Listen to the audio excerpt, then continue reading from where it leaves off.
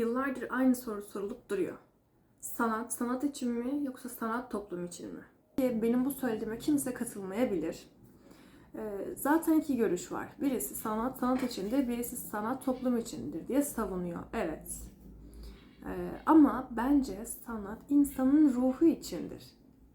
Çünkü bir sanatçı o eseri kendi duygusuna göre aslında çiziyor. Tabii ki de toplum için de çizenler var. Ama yine de sen o duyguyu içinden çıkartıyorsun. Belki hüznünü, belki mutluluğunu, belki acılarını. Yani o eserde bunu yapıyorsun. Ve bir başkası geliyor ve senin eserini inceliyor. Belki oradan farklı bir şey hissediyor. O eserle farklı bir bağ kuruyor. Kendinden bir parça görüyor. Sen o eseri yaparken hüzünlü bir anında üretiyorsun. Fakat izleyici orada kendinden bir parça, belki de mutlu olduğu bir anı gözünde canlandırıyor ki o esere çekiliyor. Bir çekim yaşıyor.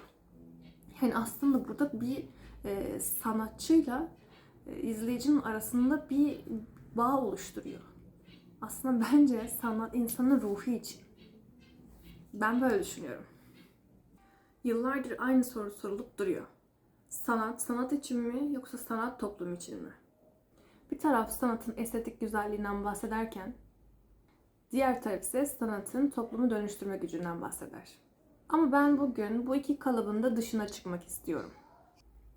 Bana göre sanat, galerilerde, o tozlu rafların arasında veya duvarlarda duran bir eser değil ya da dışarıda toplum içerisinde böyle slogan gibi bağıran bir şey de değil. Bence sanat insanın ruhu içindir. Ben bir fırçayı elime aldığımda veya bir sanatçının hayatını, eserlerini incelediğimde bir topluma mesaj vermek amacıyla bunu yapmıyorum. Ben o an sadece kendi iç dünyamla hesaplaşma içindeyim. O fırça darbesi benim içimdeki düğümleri çözüyor. Renkler ise benim böyle sessiz kaldığım şeyleri, duyguları, o duyguların çığlığı oluyor. Sanat aslında eser üreten kişiler için bir ruhsal sağaltım alanıdır. Kimse görmese bile aslında o eserleri üretirsiniz. Ve çünkü o sırada varlığınızı kanıtlama gibi böyle bir ihtiyacınız olmaz. Biz eser üretirken aslında ruhumuzu dinlendiriyoruz. Ruhumuzu dinliyoruz. Ve aynı zamanda ruhumuzu, bilincimizi, bilinçaltımızı dinlendirmenin yolu da bu oluyor bizim için. Mucize ise o eser benim elimden çıkıp size ulaştığında gerçekleşiyor. Sizler o esere baktığınızda benim ne hissettiğimi değil, kendi hissettiğiniz şeyleri görüyorsunuz. Belki benim hüzünle çizdiğim bir çizgi sizin eski bir anınızı depreştiriyor. Ya da farklı bir duyguları canlandırıyor gözünüzde. Burada aslında artık benim ne hissettiğim veya benim niyetim değil. Burada önemli olan sizin hissettiğiniz, sizin ruhunuza nasıl dokunduğu. Sanat sizin o eserle kurduğunuz bağ ile başlar. Artık o eser benim değil, sizin ruhunuzun bir parçası oluyor.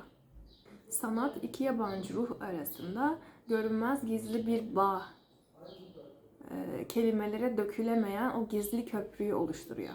Yani sanat ne sanatçının egosuna hapsolmuş bir estetik, ne de toplumun hizmetinde bir araçtır.